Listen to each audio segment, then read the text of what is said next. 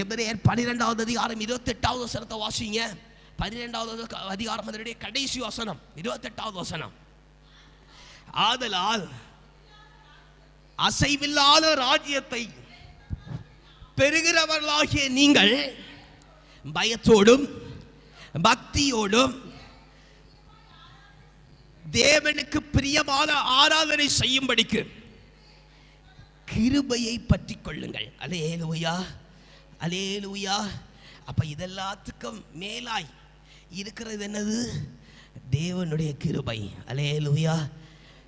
நீங்களும் நானும் நிற்பதும் நிர்மூலமாகாதிருப்பதும் தேவனுடைய கிருபையே. அல்லேலூயா, அல்லேலூயா, அல்லேலூயா. ஒரு வேத வசனம் தெளிவாய் சொல்லுகிறது, உனக்கு என் கிருபை போதும், பலவீனத்திலே என் பலன் பூரணமாயிருக்கும். அல்லேலூயா.